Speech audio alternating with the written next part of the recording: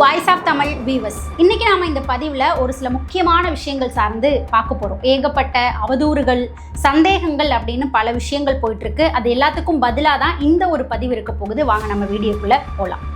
நம்ம பார்க்கக்கூடிய முதல் விஷயம் என்ன அப்படின்னு பார்த்தா, அரசு பள்ளியில் படிக்கக்கூடிய மாணவர்களுக்கு அடையாள அட்டை வழங்கப்பட போகுது. ஐடி கார்டு இருக்கு இல்லையா, அந்த ஐடி கார்டு வழங்கப்பட்ட அந்த ஐடி கார்டில் ஜாதியோட பெயரையும் அந்தந்த குழந்தையோடைய ஜாதியின் பெயரையும் குறிப்பிட்டு ஐடி கார்டு கொடுக்க போகிறாங்க இந்த டிவிகே அரசாங்கம் அப்படின்ற மாதிரி செங்கோட்டையன் அவர்கள் பேட்டி கொடுத்துருக்கிறாரு அப்படின்னு சொல்லி சன் நியூஸ் ஒரு போஸ்ட்டை போட ஆரம்பித்தாங்க. ஓகேவா, செங்கோட்டையன் அவர்கள் முழுமையாக பேசின அந்த பேட்டியையும் கொஞ்சம் தெளிவாக பார்த்துருந்தாங்க அப்படின்னா முழுமையான விஷயம், அவர் சொல்ல வர விஷயம் என்ன அப்படின்றது தெளிவாகவே தெரிஞ்சிருக்கும். ஆனால் சன் நியூஸ் என்ன பண்ணாங்க அப்படின்னா, ஒரு குறிப்பிட்ட பார்ட்டை மட்டும் எடுத்து இந்த மாதிரி போர்ட்ரேட் பண்ணி ஒரு போஸ்ட் போடுறாங்க. டெக்ஸ்ட் மட்டும் போட்டு குழந்தைகளுடைய ஐடி கார்டில் ஜாதியோட பெயரை நோட் பண்ணி ஐடி கார்டு கொடுக்க போகிறாங்களா அப்படின்ற மாதிரி ஒரு போஸ்ட்டை போடுறாங்க, டெக்ஸ்ட்டாக போட்டு. அதுக்கப்புறம் அடுத்தடுத்த சேனலில் அந்த ஒரு நியூஸ் அப்படியே பரவ ஆரம்பிக்குது. நிறைய பேர் அதை எடுத்து பேசவும் ஆரம்பிக்கிறாங்க. வாய்ஸ் அவுட் பண்ணுறோம் அப்படின்னு சொல்லி டிஎம்கேவை சார்ந்தவர்கள் எடுத்து பேச ஆரம்பிக்கிறாங்க. நம்மளுடைய ஜாதியை ஒழிக்கணும், ஒழிக்கணும் அப்படின்னு சொல்லிட்டு, மதத்தை ஒழிக்கணும் அப்படின்னு சொல்லி, மாற்றம் கொண்டு வரணும் அப்படின்னு சொல்லி டிவிகேக்கு ஓட்டு போட்டு எல்லாரும் கொண்டு வந்தாங்க.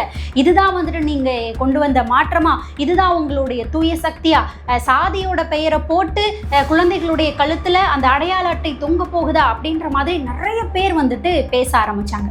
ஆனா ஆக்சுவலா செங்கோட்டையன் அவர்கள் என்ன செய்தி அதுல சொல்ல வந்தாரு, முழுமையா என்ன சொல்லியிருக்கிறாரு அப்படின்னு பார்த்தோம்னா, ஸ்கூலாக இருக்கட்டும், காலேஜாக இருக்கட்டும், எல்லா இடத்துலையுமே கம்யூனிட்டி சர்டிஃபிகேட் கேட்பாங்க. ஜாதி சான்றிதழ் எல்லா இடத்துலையுமே கேட்பாங்க. ஏன்னா அந்த சாதியின் அடிப்படையில் சில சலுகைகள் இருக்குது, ஸ்காலர்ஷிப்ஸ் அப்படின்றது கிடைக்கும். ஸோ ஸ்கூலில் கம்யூனிட்டி சர்டிஃபிகேட் கேட்பாங்க, காலேஜ்லேயே கேட்பாங்க. நம்ம எல்லாருமே கொடுத்துருப்போம் இல்லையா.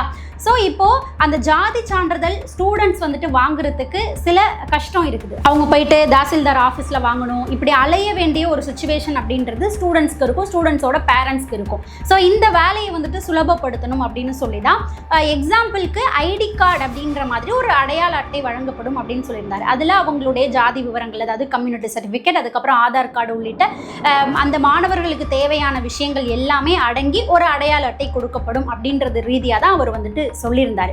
மற்றபடி ஸ்டூடெண்ட்ஸ் கழுத்தில் போட்டுக்கக்கூடிய அந்த ஐடி கார்டில் ஜாதியோட பெயர் குறிப்பிடப்படும் அப்படின்ற மாதிரி அந்த தகவல் சொல்லப்படலை. ஒரு ஐடி கார்டு அடையாள அட்டை கொடுக்கப்படும், அதில் ஜாதி என்ன அப்படின்றது, அதுக்கப்புறம் ஆதார் கார்டு சார்ந்த விஷயங்கள் அதில் கொடுக்கப்படும் அப்படின்றது தான் சொல்லியிருந்தாங்களே. இதை வேற மாதிரிலாம் போர்ட்ரேட் பண்ணி இப்போ சோஷியல் மீடியா முழுக்க பரவி இருக்குது. இப்போ நம்மளுடைய பள்ளிக்கல்வித்துறை அமைச்சராக இருக்கக்கூடிய ராஜ்மோகன் அவர்கள் கூட இதுதான் விஷயம் அப்படின்றத சிறந்த விளக்கமாக கொடுத்திருக்கிறாரு. அடுத்ததாக பார்த்தோம் அப்படின்னா, இரண்டாவது மிக முக்கியமான விஷயம் இருக்குது. இப்போ சில நாட்களில் இடைத்தேர்தல் வரப்போகுது. மொத்தம் 6 தொகுதியில் இடைத்தேர்தல் நடக்க போகுது. அதிமுகல இருந்து 5 எம்எல்ஏக்கள் ராஜினாமா பண்ணியிருந்தாங்க. அந்த 5 தொகுதியிலையும் இடைத்தேர்தல் நடக்கும். அதுக்கப்புறம் பார்த்தோம்னா நம்மளுடைய முதல்வர் விஜய் அவர்கள் திருச்சி கிழக்கு தொகுதியில் ராஜினாமா பண்ணியிருந்தாரு. அது ஒரு தொகுதி சேர்த்து மொத்தம் 6 தொகுதியில் இடைத்தேர்தல் அப்படின்றது நடக்க போகுது. இந்த 6 தொகுதியிலையும் தாவேக்கா போட்டியிடுவாங்க, திமுக, அதிமுக, அதுக்கப்புறம் நாம் தமிழர் கட்சி எல்லாருமே போட்டியிடுவாங்க அப்படின்னு வச்சுக்கோங்களேன். இதுல முக்கியமான விஷயம் என்ன அப்படின்னு பார்த்தா, இந்த இடைத்தேர்தல் அப்படின்றது ஆளும் கட்சிக்கு தான் சாதகமாக முடியும் அப்படின்றது பொதுவாக இருக்கக்கூடிய ஒரு கருத்து. இதில் ட்விஸ்டான விஷயம் என்ன அப்படின்னு பார்த்தா, ஸ்டாலின் அவர்கள் திருச்சி கிழக்கு தொகுதியில் நிற்க போகிறாரு அப்படின்ற ஒரு தகவலும் வெளியாக இருக்குது. இன்னும் அதிகாரப்பூர்வமாக அறிவிப்புகள் வெளியில் வரல, பேச்சுவார்த்தைகள் நடந்துட்டு இருக்கிறதா சொல்லப்படுது. இதை விட இன்னொரு முக்கியமான விஷயம் இருக்குது. என்ன தெரியுமா, சீமான் அவர்கள் இருக்கிறார் இல்லையா, அவர் அம்பாசமுத்திரம் தொகுதியில் நிற்க போகிறாராம். அதுவும் பொது வேட்பாளராக நிற்க போகிறாராம். அப்படின்னா என்னன்னா, அந்த தொகுதியில் அதிமுகவோ திமுகவோ வேட்பாளர்களை நிற்க வைக்க மாட்டாங்களா. அதிமுகவும் திமுகவும் சேர்ந்து சீமான் அவர்களை பொது வேட்பாளராக அறிவித்து அவங்களுக்கு ஆதரவு கொடுக்க போகிறாங்களா. அம்பாசமுத்திரம் தொகுதியில் அவரை ஜெயிக்க வச்சு சட்டசபைக்கு கொண்டு வரக்கூடிய முயற்சியில் திமுக தலைமையும் இந்த சைடு நாம் தமிழர் கட்சியும் பேச்சுவார்த்தையில் ஈடுபட்டு இருக்கிறாங்க அப்படின்ற மாதிரியான ஒரு சில தகவல்கள் வெளியில் வருது. அதிகாரப்பூர்வமாக இன்னும் வெளியில் வரல, ஆனால் இந்த பேச்சுவார்த்தை நடந்துட்டு இருக்கு அப்படின்ற சில தகவல்கள் வெளியில் வருது. அதாவது திமுக தலைமை, இந்த சைடு சீமான், இவங்க நடுவில் யார் இந்த பேச்சுவார்த்தையை கொண்டு போய் போய் செலுத்துறா அப்படின்னு பார்த்தா அனிதா ராதாகிருஷ்ணன் அவர்கள் இருக்கிறாங்க இல்லையா, டிஎம்கேவினுடைய எம்எல்ஏ. அதாவது இன்னும் உங்களுக்கு ஈஸியாக புரிகிற மாதிரி சொல்லணும்னா, சீமான் அவர்களுக்கு தாய்மாமன் சீர்வரிசை கொண்டு போனாங்க இல்லையா சீமான் அவர்களுடைய வீட்டுக்கு, அவர் தான் இந்த பேச்சுவார்த்தையில் இறங்கி 2 பேருக்கும் பாலமாக இருந்து பேச்சுவார்த்தையை நடத்திட்டு இருக்கிறாராம். ஸோ அதிகாரப்பூர்வமாக தகவல் வெளியில் வரும்போது என்ன நடக்குது அப்படின்னு சொல்லி வெயிட் பண்ணி பார்க்கலாம். இந்த இடத்துல மக்கள் எல்லாரும் நோட் பண்ணக்கூடிய ஒரு விஷயம் என்ன அப்படின்னா, நம்மளுடைய முதல்வர் விஜய் அவர்களுக்கு ஆப்போசிட்டாக யார் யாரெல்லாம் எதிர்த்து யார் யாரெல்லாம் அரசியல் செய்து பேசிக்கிட்டு இருந்தாங்களோ அவங்க எல்லாரும் ஒன்றா சேர்ந்து நின்று எதிர்க்கிறாங்க பாருங்க. இந்த விஷயத்தை தான் மக்கள் எல்லாருமே நோட் பண்ணணும். யார் யார் கூட்டு வைக்கிறாங்க, யாரை பேசிட்டு யார் யாரோட சேர்றாங்க அப்படின்றதான் மக்கள் இந்த இடத்துல நோட் பண்ணணும். இதில் இன்னொரு விஷயமும் இருக்குது. என்னன்னா, முன்னாள் முதல்வர் மு.க. ஸ்டாலின் அவர்கள் இடைத்தேர்தலில் போட்டியிட போறாரு அப்படின்ற ஒரு தகவல் வெளியில வந்துட்டு இருக்கு இல்லையா. இதை உதயநிதி ஸ்டாலின் அவர்கள் விரும்பவில்லை அப்படின்ற மாதிரி ஒரு தகவலும் சேர்ந்தே வருது. ஏன் அப்படின்னு பார்த்தோம்னா, அவரும் விரும்ப மாட்டாரோ அப்படின்ற மாதிரி ஒரு சந்தேகமும் இருக்குது. ஏன் அப்படின்னு பார்த்தோம்னா, இப்போது மு.க. ஸ்டாலின் அவர்கள் இடைத்தேர்தலில் ஜெயிச்சு சட்டமன்றத்துக்குள்ளே வந்துட்டாரு அப்படின்னா உதயநிதி ஸ்டாலின் அவர்களுடைய எதிர்க்கட்சி தலைவர் அப்படின்ற பதவி யாருக்கு போகும்? மு.க. ஸ்டாலின் அவர்களுக்கு போகும். ஸோ இதை உதயநிதி ஸ்டாலின் அவர்கள் விரும்பவில்லை அப்படின்ற மாதிரி பேசப்படுது. ஆனால் கட்சியில் இருக்கக்கூடிய மூத்த தலைவர்கள்னு சில பேர் இருக்கிறாங்க இல்லையா, திமுகவில் KN நேரு அவர்கள், ஏவா வேலு அவர்கள், இந்த மாதிரி சில பேர் இருக்கிறாங்க இல்லையா, இவங்க எல்லாருமே மு.க. ஸ்டாலின் அவர்கள் சட்டமன்றத்துக்குள்ள வரணும், அவர் தான் எதிர்க்கட்சி தலைவராக உட்காரணும் அப்படின்ற மாதிரி விரும்புறதாவும் ஒரு டாக் வந்துட்டு போயிட்டு இருக்குது. ஆனால் இதை உதயநிதி அவர்கள் விரும்பவில்லை அப்படின்ற மாதிரி பேசப்படுது. ஸோ மு.க. ஸ்டாலின் அவர்களை இடைத்தேர்தலில் நிற்க வைக்க மாட்டார் உதயநிதி ஸ்டாலின் அவர்கள், சில பேச்சுவார்த்தைகள் போகும் அப்படின்ற மாதிரியும் பேசப்படுது. என்ன நடக்க போகுது அப்படின்றத நாம வெயிட் பண்ணி பார்க்கலாம். அடுத்ததா பார்த்தோம் அப்படின்னா, திருமாவளவன் அவர்கள் எந்த மாதிரி மாற்றி மாற்றி எப்படி பேசிட்டு இருக்கிறாரு அப்படின்றத நாம எல்லாருமே நோட் பண்ணிட்டு தான் இருக்கிறோம். ஒரு சமயம் பார்த்தோம்னா திமுகவுக்கு சப்போர்ட் பண்ணி பேசுவார், இன்னொரு டைம் வந்துட்டு தாவேக்காவுக்குன்னு சப்போர்ட் பண்ணி சில பாயிண்டை பேசுவார். ஸோ இங்கிட்டும் பேசுவார், அங்கிட்டும் பேசுவார். ஸோ திருமாவளவன் அவர்களை நம்ப முடியாது, அவர் இந்த மாதிரியும் பேசுகிறாரு அந்த மாதிரியும் பேசுகிறாரு அப்படின்ற மாதிரி அவர் மேலே பல பேரும் விமர்சனங்களை தூக்கி வச்சுட்டு இருக்கிறாங்க. இப்போ இன்னொரு விஷயத்தை நீங்கள் நோட் பண்ணி பார்த்தீங்கன்னா தெரிஞ்சிருக்கும். ஒரு 2 நாளைக்கு முன்னாடி திமுகவுக்கு சப்போர்ட் பண்ணி திருமாவளவன் அவர்கள் பேசியிருந்தார். சட்டமன்றத்தில் நடந்த நிகழ்வு வந்துட்டு குறிப்பிட்டு விஜய் அவர்கள் மேலே கண்டனம் தெரிவிக்கிறேன், இதெல்லாம் கூடாது அப்படின்ற மாதிரிலாம் திமுகவுக்கு சப்போர்ட் பண்ணி பேசியிருந்தார். இப்போ 2 நாள் கழிச்சு இப்போ பார்த்தீங்க அப்படின்னா திமுகவை டைரக்டாகவே விமர்சனம் பண்ணி சில கண்டனங்களையும் தெரிவித்து டைரக்டாகவே வந்து விமர்சனம் பண்ணி விஜய் அவர்களை பாராட்டி ஒரு மாதிரி அமைதியாக தாவேக்கா சைடு வந்த மாதிரி பேசிட்டு இருக்கிறாரு. இதுக்கு காரணம் என்ன அப்படின்னு பார்த்தா, உள்ள நடந்திருக்கக்கூடிய அரசியல் தான்.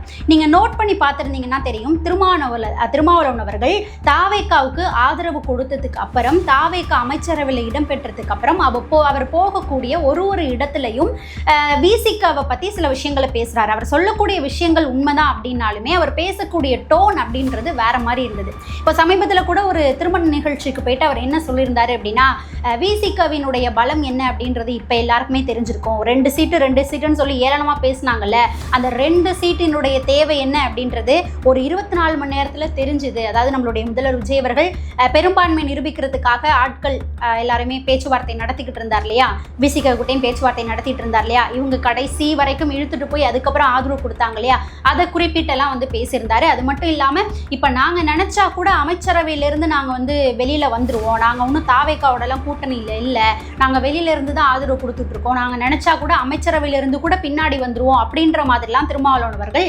பேசிக்கிட்டு இருந்தார். ஓகேவா. இதில் இன்னொன்றும் என்ன அப்படின்னு பார்த்தீங்கன்னா, தாவேக்கா கிட்ட நம்மளுடைய முதல்வர் விஜய் அவர்கள் கிட்ட சில விஷயங்களை திருமாவளவன் அவர்கள் அடிக்கடி கேட்டுக்கிட்டே இருக்கிறதாவும் ஒரு டாக் வந்துட்டு போயிட்டு இருக்குது. என்னன்னா, விசிகாவுக்கு அதாவது வன்னியரசு அவர்களுக்கு சமூக நீதி நலத்துறை அமைச்சர் அப்படின்ற பொறுப்பை நம்மளுடைய முதல்வர் விஜய் அவர்கள் கொடுத்திருக்கிறாரு. நாமளுமே வந்துட்டு அதுதான் பேசியிருந்தோம். என்னன்னா, பிசிக எந்த ஒரு விஷயத்துக்காக அவங்களுடைய கட்சி தொடங்கப்பட்டது அப்படின்னா, தலித் சமூக மக்களுக்காக தான் அந்த கட்சியை தொடங்கப்பட்டது. அவங்க அந்த ஒடுக்கப்பட்டவர்களுக்கான உரிமைகளை மீட்டு எடுக்கணும், அவங்களுக்கு நல்லது செய்யணும் அப்படின்றதுக்காக தான் பிசிக அப்படின்ற ஒரு கட்சியை உருவாக்கப்பட்டது. ஆனால் நிறைய இடங்களில் திமுகவில் போயிட்டு அவங்க இணைஞ்சதுக்கப்புறம் சமீப காலமாக அவங்களுக்கான குரல் திருமாவளவர்கள் கொடுக்கலை.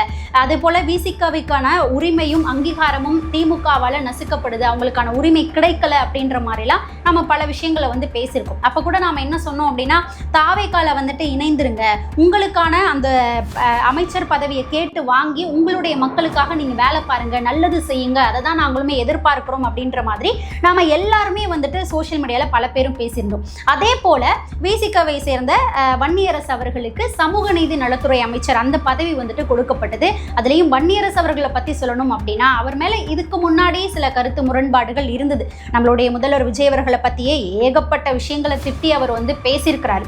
அவர் மேல சில கருத்து வேறுபாடுகள் கோவம் கூட தாவேக்காவை சார்ந்தவர்களுக்கு இருந்தது அப்படின்னு வச்சுக்கோங்களேன். ஆனா இப்போ வன்னியரசு அவர்களுடைய செயல்பாடுகளை பார்த்து அவர் அமைச்சரா பொறுப்பு ஏற்றதுக்கு அப்புறம் எதுக்காக அவர் அந்த கட்சியில சேர்ந்தாரு, ஏன் இவ்வளவு உழைத்தாரு அப்படின்றதுக்கு ஒரு அர்த்தமா இருக்குது. நிறைய அவங்களுடைய சமூகத்தை சார்ந்த மக்களுக்கு அவ்வளோ நல்ல விஷயங்களை பண்ணிட்டு இருக்கிறாரு. சமூக நீதி விடுதிலாம் இருக்கும் இல்லையா, மாணவர்களுக்கான விடுதி, அங்கெல்லாம் போயிட்டு திராவிடர் நல்ல விடுதிலாம் இருக்குல்ல, அங்கெல்லாம் போயிட்டு அவ்வளோ ஆய்வு மேற்கொள்றாரு. மாணவர்களுக்கு நல்ல விஷயங்கள் பண்ணணும் அப்படின்றதுல முன்னெடுப்புகள் எடுக்கிறாரு. அதே போல தலைமை செயலகத்துல வன்னியரசு அவர்களுடைய அறைக்கு நரிக்குறவர் சமூகம் இருக்கிறாங்களே, அவங்க பல பேர் அங்க வரவழைத்து அங்க பேச்சுவார்த்தையை நடத்தி அவங்களுடைய கோரிக்கைகளை நிறைவேற்றி வைக்கிறாரு. என் கையாலேயே உங்களுக்கு நான் கொண்டு வந்து பட்டா வழங்குவேன் அப்படின்னு சொல்லி உத்தரவாதம் கொடுத்து அனுப்புறாரு. இப்படி பல ஒடுக்கப்பட்ட மக்கள் தலைமை செயலகத்துக்கு வந்து வன்னியரசு அவர்களுடைய அறைக்கு சென்று அவரோட அமர்ந்து உரையாடுறாங்க, அவங்களுடைய கோரிக்கைகளை வைக்கிறாங்க. பல நல்ல விஷயங்களை வன்னியரசு அவர்கள் பண்ணிட்டு இருக்கிறாரு. நாமளும் தாவேக்கா சார்பை பல பாராட்டுகளை அவருக்கு நாம வந்துட்டு கொடுக்குறோம். ரொம்ப சிறப்பா சமூக நீதி நலத்துறை அமைச்சரா அவர் செயல்பட்டு வந்துட்டு இருக்காரு. இப்படி போயிட்டு இருக்கக்கூடிய நிலைமையில என்ன தகவல் வெளியாகுது அப்படின்னு பார்த்தா, திருமாவளவன் அவர்கள் முதல்வர் விஜய் அவர்கள் கிட்ட எங்களுக்கு இந்த சமூக நீதி நலத்துறை வேணாம், வேற ஏதாவது அமைச்சர் துறை எங்களுக்கு வேணும் அப்படின்ற மாதிரி பேச்சுவார்த்தைகள் நடத்துறதா சொல்லப்படுது. அதாவது என்னன்னா, எதுக்காக விசிக அப்படின்ற ஒரு கட்சி ஆரம்பிக்கப்பட்டது, அவங்களுடைய சமூகத்திற்காக தானே ஆரம்பிச்சது. ஸோ அப்போ அதுக்கான துறை அப்படின்றது சமூக நீதி நலத்துறை தானே, அதுல இருந்து தானே செயல்படணும். ஏன் அவங்க அந்த துறையை விட்டுட்டு வேற துறை வேணும் அப்படின்ற மாதிரி திருமாவளவன் அவர்கள் கோரிக்கையை வைக்கிறாரு அப்படின்றது தெரியல. மக்களே, உங்களுக்கு தெரிஞ்சதுன்னா நம்மளுடைய கமெண்ட் செக்ஷன்ல பதிவு பண்ணுங்க. இதை தாண்டி இன்னொரு முக்கியமான விஷயம் என்ன அப்படின்னு பார்த்தோம்னா, இந்த அதிகாரிக்கு இந்த இடத்துல நீங்கள் பதவி கொடுங்க, இந்த போலீஸ் அதிகாரிக்கு இங்கே வேணும் அப்படின்ற மாதிரி ரொம்ப சில விஷயங்களை போயிட்டு நம்மளுடைய முதல்வர் விஜய் அவர்கள்கிட்ட பேசுறதாவும், இது முதல்வர் விஜய் அவர்களுக்கு பிடிக்கல அப்படின்ற மாதிரியும் பேசப்படுது. இதை தாண்டி திருமாவளவன் அவர்கள் போகக்கூடிய இடத்துலலாம் நாங்கள் அமைச்சரவையிலிருந்து பின்வாங்கிடுவோம், இப்போ நினச்சா கூட நாங்கள் வெளியில் வந்துடுவோம் அப்படின்ற மாதிரிலாம் சில பேச்சுவார்த்தைகளை பேசிகிட்டு இருக்கிறாரு. அது மட்டும் இல்லாமல் திமுகவுக்குலாம் சப்போர்ட் பண்ணிலாம் அவர் நிறைய இடங்களில் பேசிகிட்டு இருக்கிறார் இல்லையா. ஸோ இந்த மாதிரி பேசினோன்னே, ஓகே நீங்கள் வந்து அந்த அரசியலை கையில் எடுக்கிறீங்களா, எங்களுக்கும் ஒரு அரசியல் தெரியும் அப்படின்னு சொல்லி பாமகவோட நம்மளுடைய முதல்வர் விஜய் அவர்கள் நட்பு பாராட்ட ஆரம்பிச்சாரு.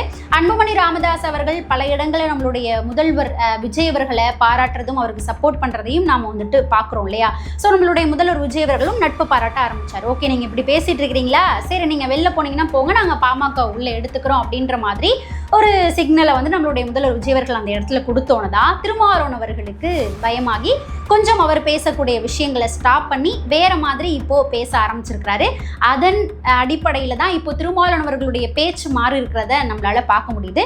இப்போ முதல்வர் விஜய் அவர்களை பாராட்டி சில விஷயங்களை வந்து பேசியிருக்கிறாரு. அதாவது என்னன்னா, கூட்டணி கட்சிகள் வைக்கக்கூடிய கோரிக்கைகளையும் பேச்சுவார்த்தைகளையும் முதல்வர் விஜய் அவர்கள் ஏத்துக்கிறாரு. அதாவது துப்புரவு பணியாளர்கள்ல 12 மாநகராட்சி தனியார் மயமாக்கக்கூடிய அந்த பேச்சுவார்த்தைகள் நடக்குது அப்படின்ற செய்திகள் வெளியானதை நம்ம பார்த்துருப்போம் இல்லையா.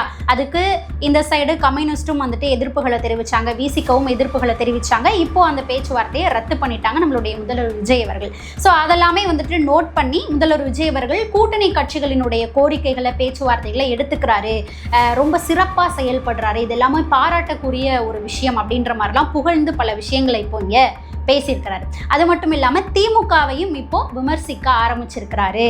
என்ன விமர்சிக்க ஆரம்பிச்சிருக்கிறாரு அப்படின்னா, திமுக கூட்டணியில் இருந்தப்பையும் சரி, தாவேக அமைச்சரவையில் நாங்கள் போய் இப்போ இடம் பெற்றிருப்பையும் சரி, எங்களை வந்துட்டு ரொம்ப கடுமையாக சில பேர் வந்து விமர்சிக்கிறாங்க அப்படின்னு சொல்லி திமுகவை தான் மறைமுகமாக விமர்சிச்சிருக்கிறாரு.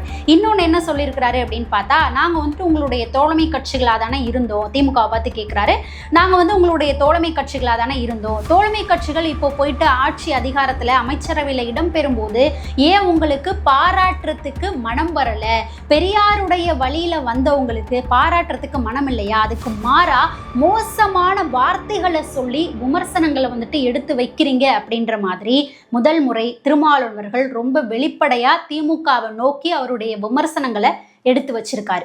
அடுத்ததா பார்த்தோம் அப்படின்னா செல்வ பெருந்தகை அவர்கள் காங்கிரஸ் கட்சியினுடைய தமிழ்நாடு மாநில தலைவராக இருக்கக்கூடியவர் தான் செல்வ பெருந்தகை அவர்கள்.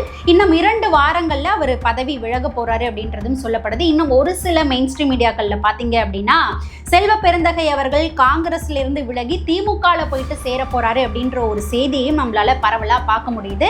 இதுக்கு முன்னாடி தேர்தல் டைம்ல இந்த கூட்டணி பேச்சுவார்த்தைகள்லாம் நடந்துட்டு இருந்தது இல்லையா, காங்கிரஸ் வந்து தாவேக்காவோட சேர போறாங்க அப்படின்லாம் இருந்தது.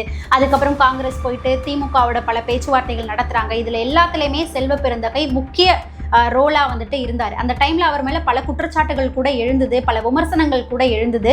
என்ன அப்படின்னா, இவர் வந்து காங்கிரசினுடைய தலைவராக செயல்படுறதை விட திமுகவினுடைய நிர்வாகியா, மு.க. ஸ்டாலின் அவர்களுடைய நலம் விரும்பியா திமுகன்னு தான் இவர் செயல்பட்டு இருக்கிறாரு அப்படின்னு காங்கிரஸ்ல இருக்கக்கூடிய நிர்வாகிகள் உறுப்பினர்களை விமர்சனம் வைக்கக்கூடிய வகையில தான் செல்வ பெருந்தகை அவர்களுடைய செயல் இருந்தது. இப்பயும் அதே மாதிரிதான் வந்து செயல்பட்டு இருக்கிறாரு. அதாவது என்னன்னா, விசிகாவது இன்னும் நாங்கள் போய் தாவேக்கால முழுமையாக சேரலை அப்படின்ற மாதிரி சொல்லிட்டு இருக்கிறாங்க. ஐயுஎம்எல் கட்சி இப்போ போய் சேர்ந்துருக்கிறாங்க. ஆனால் காங்கிரஸ் பார்த்தோம் அப்படின்னா ஃபர்ஸ்டே போயிட்டு தாவேக்காவோட ஜாயின் பண்ணி ஃபுல்லாக தாவேக்காவோட கூட்டணியிலே இணைந்துட்டாங்க. ராகுல் காந்தி அவர்கள், நம்மளுடைய முதல்வர் விஜய் அவர்கள் ஆட்சி பொறுப்பு அந்த முதல்வர் பதவி ஏற்றுக்கும் போது அந்த ஸ்டேஜ்லேயே வந்து இருந்தார். ஸோ அந்தளவுக்கு காங்கிரஸ் போயிட்டு இணைந்ததுக்கு அப்புறம் காங்கிரசினுடைய மாநில தலைவர் அப்படின்ற பேரில் இருந்துக்கிட்டு இவர் திமுகவுக்கு சப்போர்ட் பண்ணி இப்போ உட்காந்து பேசிட்டு இருக்கிறாரு. எந்த அளவுக்கு அவர் பேசி வச்சிருக்கிறாரு அப்படின்னு பாத்தீங்கன்னா, சட்டமன்ற நிகழ்வு நடந்தது இல்லையா, அது குறித்து இப்போ பேசியிருக்கிறாரு. என்னன்னா, சட்டமன்றம் வந்து எவ்வளோ மாண்புக்குரியது தெரியுமா, எப்படிப்பட்ட தலைவர்கள்லாம் அங்கே இருந்திருக்கிறாங்க தெரியுமா, இப்போ முதல்வர் விஜய் அவர்கள் அங்கே நடந்த செயல்கள் எல்லாமே அருவருக்கத்தக்க விஷயமா இருக்குது, நாகரிகம் இல்லாத ஒரு விஷயமா இருக்குது அப்படின்ற மாதிரிலாம் பேசி வச்சிருக்கிறாரு. அநாகரிகமான செயலா இருந்தது, அந்த ஆக்ஷன் பண்ணது, குட்டி கதை சொன்னதெல்லாம் வந்துட்டு ரொம்ப அநாகரிகமா அருவருக்கத்தக்கதா இருந்தது. முன்னாள் முதல்வர் மு.க. ஸ்டாலின் அவர்கள் எவ்வளோ பெரிய ஒரு வரலாற்று தலைவர் தெரியுமா, அவர் எவ்வளோ திட்டங்களை கொண்டு வந்திருக்கிறாரு தெரியுமா அப்படின்னு சொல்லி அந்த திட்டங்கள் எல்லாம் இவர் வந்துட்டு ஒப்பிச்சுக்கிட்டு இருக்கிறாரு. அவருடைய இப்ப வரலாற்று பெருமை எடுத்து வச்சு பேசிட்டு இருக்கிறாரு. இப்ப வரைக்கும் அவர் காங்கிரஸ் கட்சியினுடைய மாநில தலைவரா இப்ப இருக்கிறாரு. காங்கிரஸ் கட்சி தாவேக்கா கூட்டணியில இருக்கிறாங்க. இவர் இப்போ இங்க வந்து நின்றுக்கிட்டு மு.க. ஸ்டாலின் அவர்களுடைய பெருமைகள் எடுத்து வச்சு பேசிட்டு இருக்கிறாரு. இதை நான் வந்து வன்மையா கண்டிக்கிறேன், முதல்வர் விஜய் அவர்களை நான் வன்மையா கண்டிக்கிறேன், இந்த மாதிரிலாம் அவர் பேசியிருக்கவே கூடாது, எப்படிப்பட்ட தலைவரை பார்த்து இந்த மாதிரி பேசியிருக்கிறாரு. இப்பயும் பாத்தீங்க அப்படின்னா பல பேர் வந்து என்கிட்ட வந்து அழுது கதறிக்கிட்டு இருக்கிறாங்க. என்னுடைய உறவினர்களே வந்து அழுது கதறிட்டு இருக்கிறாங்க. ஸ்டாலின் அவர்களுக்கு ஓட்டு போடல, சின்ன பிள்ளைகளோட பேச்சை கேட்டு நாங்க போய் தாவேக்காவுக்கு ஓட்டு போட்டுட்டோம், தப்பு பண்ணிட்டோம் அப்படின்லாம் சொல்லி என்கிட்ட வந்து கதறி அழுகுறாங்க அப்படின்ற மாதிரிலாம் செல்வ பெருந்தகை அவர்கள் பேசி வச்சிருக்கிறாரு. ஸோ என்ன நடக்க போகுது அப்படின்றத வெயிட் பண்ணி பார்ப்போம். செல்வ பெருந்தகை அவர்கள் திமுகவில் தான் போயிட்டு இணைய போறாரு அப்படின்ற மாதிரியும் ஒரு டாக் போயிட்டு இருக்குது. ஏன்னா அவர் வந்து காங்கிரசினுடைய மாநில தலைவரா, தேர்தலுக்கு முன்னாடி மாநில தலைவரா அவர் செயல்பட்டு வந்துட்டு இருக்கும் போதே இவர் வந்து திமுகவோட ஆளாதான்ப்பா செயல்பட்டு வந்துட்டு இருக்கிறாரு அப்படின்னு சொல்லி காங்கிரஸ்ல இருக்கக்கூடிய நிர்வாகிகள் மூலமாவே விமர்சனம் வைக்கப்படுது. அதுக்கு தகுந்தாற் போலதான் அவர் இப்பவும் வந்துட்டு செயல்பட்டு இருக்கிறாரு அப்படின்றது திரும்பவும் நிரூபணமாயிருக்கு. அடுத்ததா பார்த்தோம் அப்படின்னா, சட்டமன்றத்துல நம்மளுடைய முதல்வர் விஜய் அவர்கள் பார்ட்டி ஃபண்ட் அப்படின்ற ஒரு வார்த்தையை சொன்னோன்னே பயங்கரமா கொந்தளிச்சு அப்படியே சட்டமன்றத்தையே அமளிதுமளியாக்கி திமுகவினர் வெளிநடப்பு செஞ்சு வெளியில போய் செய்தியாளர்கள் சந்திப்பெல்லாம் கொடுத்திருந்தாங்களே, நம்மளுடைய முதல்வர் விஜய் அவர்களையும் பர்சனலாலாம் அட்டாக் பண்ணி வச்சிருந்தாங்க. பார்ட்டி ஃபண்டுக்கு ஆதாரத்தோட வேணா நீங்க காட்டுங்க, ஆதாரம் இல்லாம பேசாதீங்க அப்படின்ற மாதிரிலாம் சொன்னாங்க இல்லையா. 1 by 1 ஆதாரங்கள் வெளியில வந்துகிட்டே இருக்கு. அதுவும் மக்கள் கிட்ட இருந்தே வெளியில வந்துகிட்டு இருக்கு. யார் யார்கிட்ட இருந்தெல்லாம் நீங்க பார்ட்டி ஃபண்டுன்னு சொல்லி பலாயிரம் லட்சக்கணக்கான ரூபாயை வாங்குனீங்களோ அவங்க எல்லாரும் 1 by 1 வெளியில வந்து இப்போ அவங்களே வந்துட்டு வாய்ஸ் அவுட் பண்ணி பேசிட்டு இருக்கிறாங்க. ஏற்கனவே பார்த்தோம் அப்படின்னா பள்ளிக்கல்வித்துறையில சிபிஎஸ்இ ஸ்கூலுக்கெல்லாம் நீங்க என்ஓசி சர்டிபிகேட் கொடுக்கறதுக்கு எவ்வளோ பணம் வாங்குனீங்க அப்படின்றத, பணத்தை நீ யாருக்கிட்டே இருந்து வாங்குனீங்களோ அந்த ஸ்கூலை சார்ந்தவர்களே வெளியில வந்து பேசியிருந்தாங்க பார்ட்டி ஃபண்டை பத்தி. அது ஒரு ஆதாரமா வெளியில வந்தது. அதுக்கப்புறம் மின்வாரியத்துறையிலையும் டெண்டர் எடுத்ததுக்கெல்லாம் எவ்வளோ வாங்குனீங்க பார்ட்டி ஃபண்டா அப்படின்றதையும் வந்துட்டு வெளியில வந்து நிறைய பேர் சொல்லிட்டாங்க.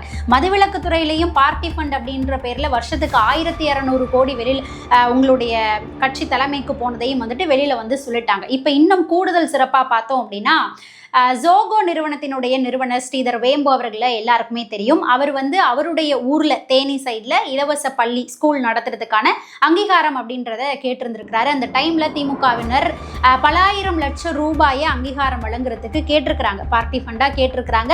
அந்த விஷயங்களையும் இப்போ ஸ்ரீதர் வேம்பு அவர்கள் வெளியில சொல்லியிருக்கிறாரு. சொல்லிட்டு கூடவே அவர் ஒரு வார்த்தையும் சேர்த்திருக்கிறாரு, திமுகவினுடைய மிரட்டலுக்கெல்லாம் நான் பயப்பட மாட்டேன் அப்படின்ற மாதிரியும் சொல்லியிருக்கிறாரு. அப்போ மிரட்டல் அப்படின்றத அவர் வெளியில வாய்ஸ் அவுட் பண்ணோன்னு பண்ணியிருக்கிறாங்க திமுக காரங்க அப்படின்றது அதன் மூலமாகவும் தெரிய வருது.